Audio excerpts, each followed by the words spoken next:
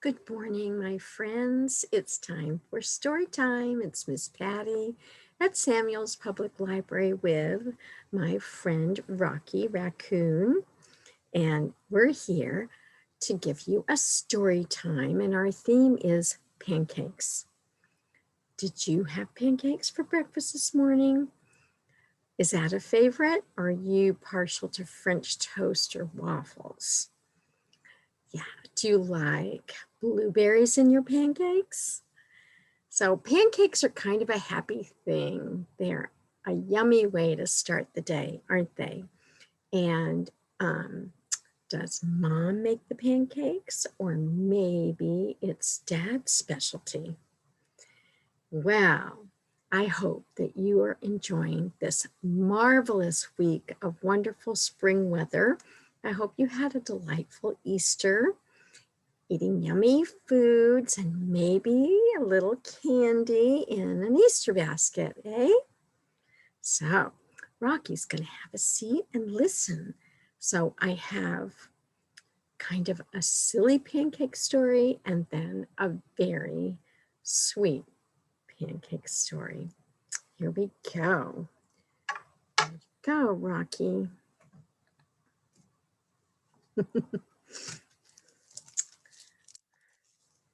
Rhinos don't eat pancakes. I think you probably already knew that. By Anna Kemp. Let's see about this. Because Rocky, the raccoon, actually eats pancakes. He likes them, but then again, he likes everything. Wait, that was kind of cute there. Rhinos don't eat pancakes, or maybe they do.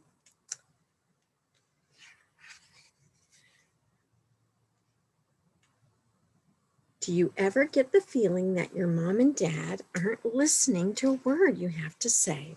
You do? Then you're just like Daisy. Her mom and dad never listen. Daisy could tell them that their hair was on fire or that the dog had eaten the mailman, but they would just nod and say, "That's nice, dear." Or tell your gran. Or, "Can you see him on the phone?" So when one day Daisy had something really important to say, guess what? Nobody listened. So this is what happened.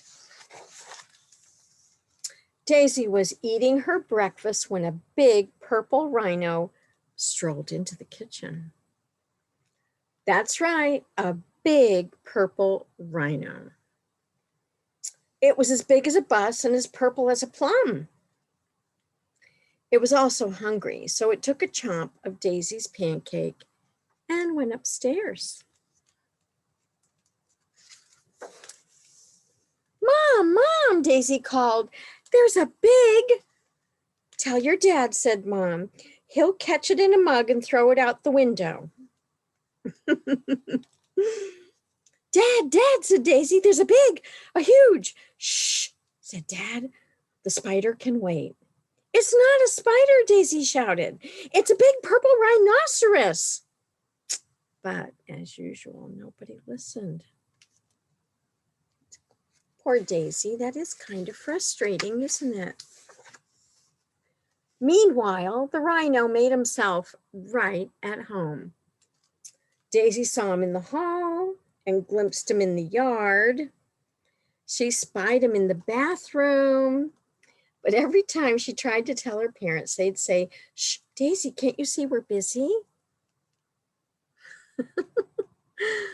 Oh dear. Daisy's parents were busy all week. So Daisy began to talk to the rhino instead. Soon they became good friends. They played ring toss and made pizza together. The rhino tickled Daisy till she thought she'd burst, but Daisy's parents didn't notice.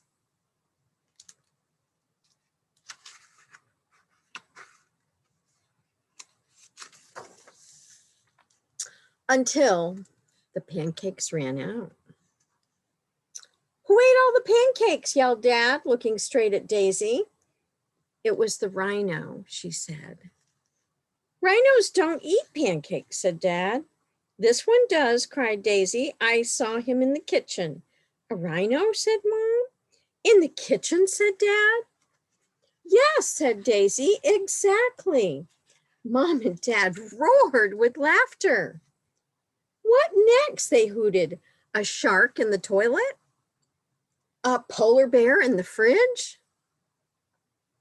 There he is! Look, Daisy yelled. But Mom and Dad were so busy laughing, they didn't even notice. Come on, Rhino, said Daisy. I've had enough of this. The rhino tickled Daisy with his horn, but she was far too glum to giggle. Mom and Dad never listened, she sighed. They are always a million miles away. The rhino sighed deeply through his big purple nostrils. I'm sorry, Rhino, said Daisy. Your family is a million miles away too, isn't it? The rhino nodded and a lilac tear rolled down his cheek. Poor rhino.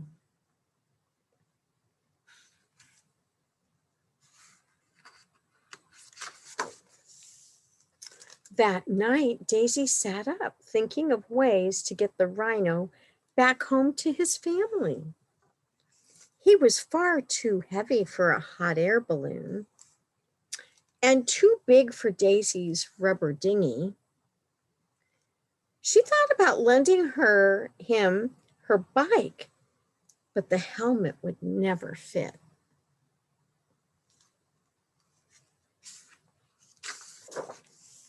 The next morning, Mom and Dad had a surprise. We're taking you to the zoo, said Mom, so you can see a real rhino. What do you think of that? Dad grinned. Daisy thought it was a stupid idea when there was already a perfectly good rhino sitting on the sofa. But she didn't say so. What was the point? Nobody would listen.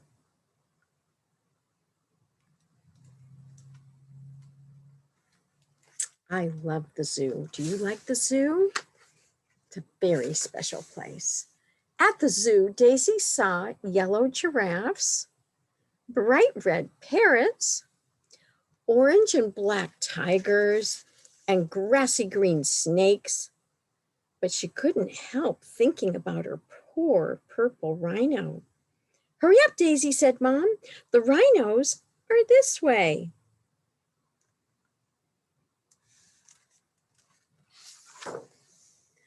But what was this? Missing. Big purple rhino likes pancakes. If found, please call the zoo. Cripes, gasped Mom. Well, that explains the pancakes, gasped Dad. Mom, Dad, and Daisy rushed back home, and guess what they saw when they got there?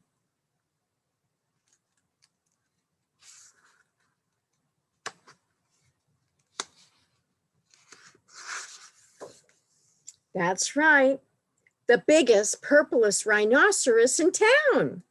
What did I tell you? Said Daisy, grinning from ear to ear.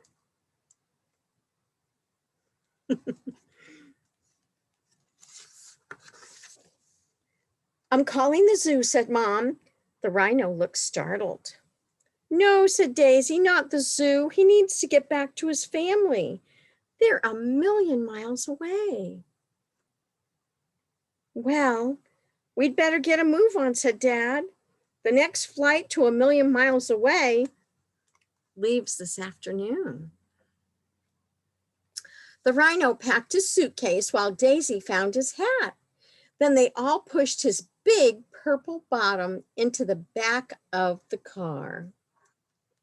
A little tight squeeze, I'd say.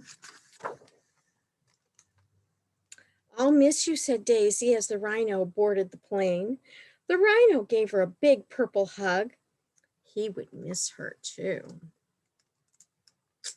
Back at home, Daisy began to feel lonely again. Who would listen to her now? But little did she realize that everything was about to change.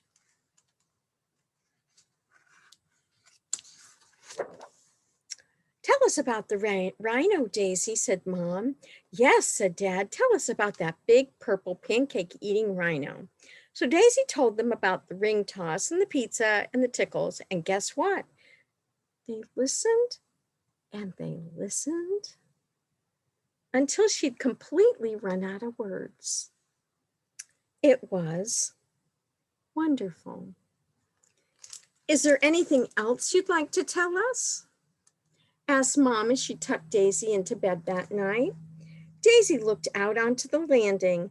No, that's all for now, said Daisy, smiling. Night, night.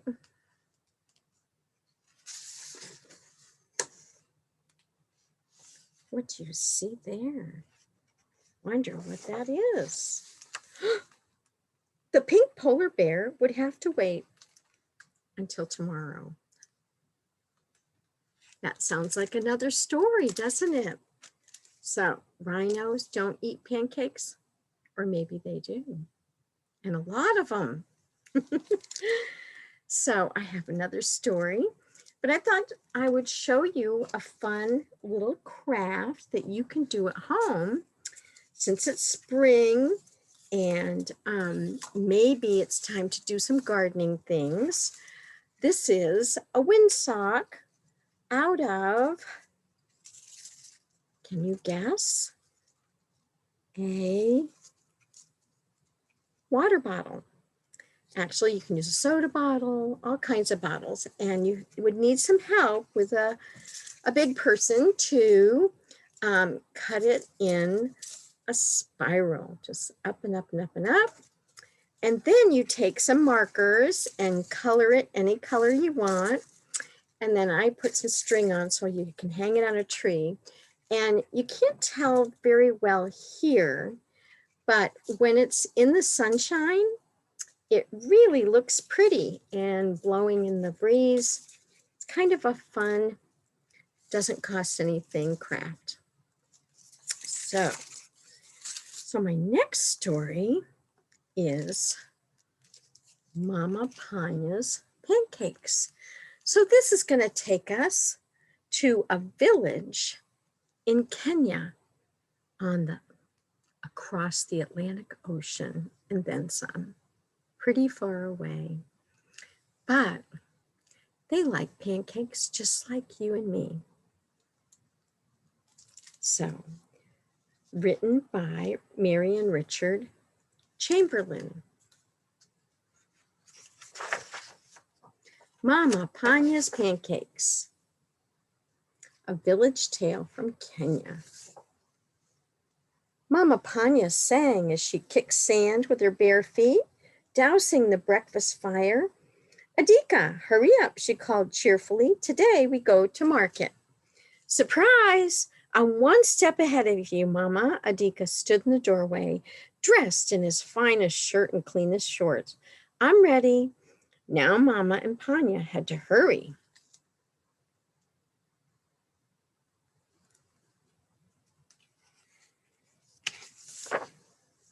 After storing her pots, gathering her bag, and slipping her feet into her sandals, Mama Panya called, I'm ready too, Adika. Where are you? Here I am, Mama. 2 steps ahead of you. He sat under the baobab tree, Mama Panya her walking stick in hand.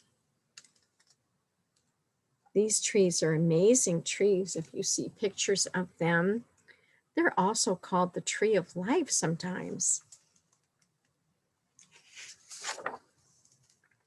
Why, yes, you are. She accepted the stick and led them down the road. What will you get at the market, Mama? Oh, a little bit and a little bit more. Are you making pancakes today, Mama? You're a smart one. I guess I can't surprise you. Yay, how many pancakes will you make? Mama fingered 2 coins folded into the cloth tied around her waist. A little bit and a little bit more. See the beautiful butterflies? Rounding the corner, they saw Misiodolo sitting by the river. Habari za Asumba? Mama asked softly so she wouldn't chase away the fish. Adika blurted out, "We're having pancakes tonight.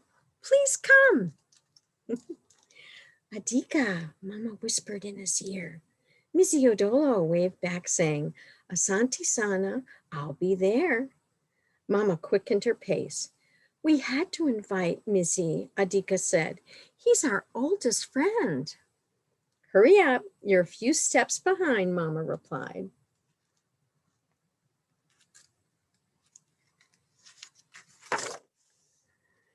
"Look, Mama, it's Sawandi and Naaman, Adika's friends," tapped long reeds against the thighs of their cattle, moving them along. "I'll be just a few steps ahead. Wait, Adika," Mama called. Mama hadn't gone too far before she returned. "They'd be happy to come," Adika panted. Mama Panya frowned, thinking about the coins in her wrap. Is she wondering, will we have enough?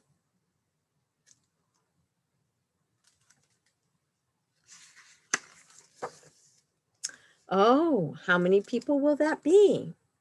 Let's see. Sawandi, Naaman, you and me, Adika counted, and Misi Odolo, that's only 5. Aye, how many pancakes do you think I can make today, son? I'm one step ahead of you, Mama. You'll have a little bit and a little bit more. That's enough.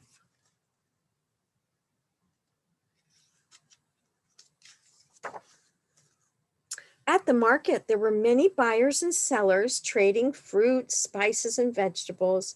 Adika spotted his school friend, Gamila, at her plantain stand. Plantains are a little bit like bananas, right? Mama, pancakes are her favorite. Now, don't you? And before she could finish, he ran to greet her. Mama tried to catch up, arriving just in time to hear, "You will come, won't you?" "Of course," Gamila replied. Mama shot a stare at Adika and quickly grabbed his hand, whisking him away. "Mama, we'll be able to stretch the flour." "Aye, how much do you think I can stretch flour, son?" Adika waved his hand in the air. "Oh, a little bit and a little bit more."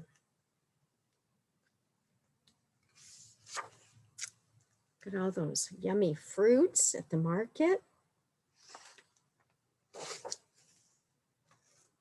At the flower stand, Mama said, "Adika, you sit here." After greeting Bibi and Bwana Zawina, Mama asked, "What can you give me for my money?" She offered the larger of the 2 coins to Bibi Zawana, who scooped a large cup of flour onto a piece of brown paper. Adika popped up. "Mama's making pancakes today. Can you come?" "Oh, how wonderful. I think we can give just a little bit more for that coin." Bwana Zawina put a second cup onto the paper and tied it with string. "We'll see you later." Mama tucked the package into her bag. "Ah, yee, you and I will be lucky to share half a pancake." "But Mama, we have a little bit and a little bit more."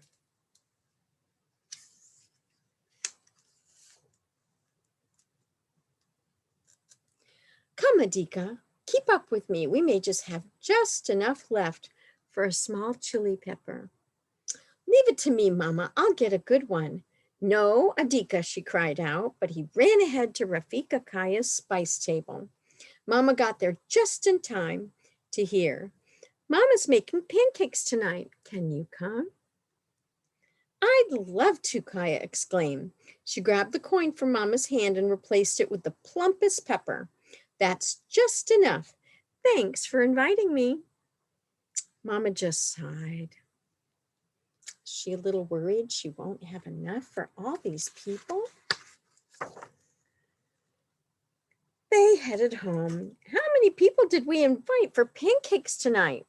Adika, skipping 2 steps ahead, sang his reply, "All of our friends, Mama." Mama piled small twigs and sticks into the fire pit. Adika ran to fetch a pail of water. Mama crushed the chili pepper in a pot while Adika added some water. She stirred in all the flour, seeing there would be none to save. Mama poured a dollop into the oiled pan on a fire.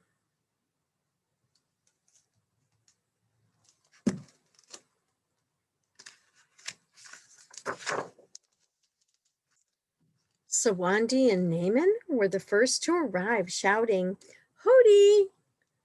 Adika called Karabu to welcome them. They carried 2 leather drinking gourds filled with milk and a small pail of butter. "Mama Panya, we have extra from our cattle." Missy Odolo came soon after. "Old Man River's given us 3 fish today." Gamala arrived with a plantain bunch perched on her head.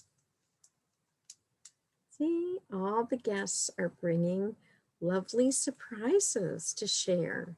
Isn't that nice?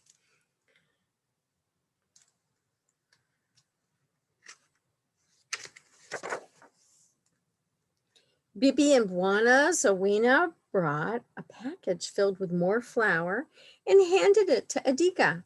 "Store this away for later." When Rafika Kaya arrived, she brought handfuls of salt and cardamom spice along with her thumb piano.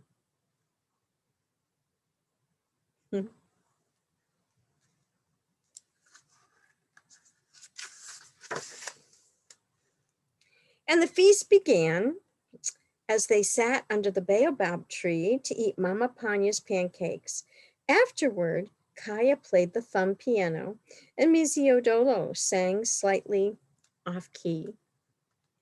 Adika whispered with a gleam in his eyes and a smile on his face, "I know you will make pancakes again soon, Mama." She smiled. "Yes, Adika, you're one step ahead of me."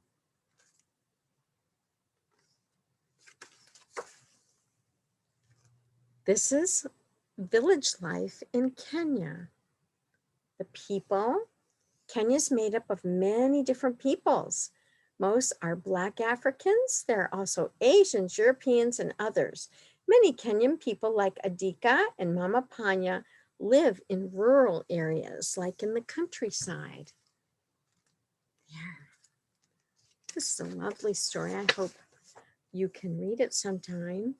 There's all kinds of animals that are different from us. This is a mongoose. They're like weasels, but they eat the bad snakes that are poisonous, that can hurt people. Very different. We don't have mongoose, do we? And they have a different language, Kiswahili. So asante sana means thank you. Bibi means lady or madam, and Bwana means sir or mister. Isn't that fun? It's kind of fun to explore people in different places and what their life is like. But everybody likes pancakes. We might put different things on it, like maple syrup or strawberries.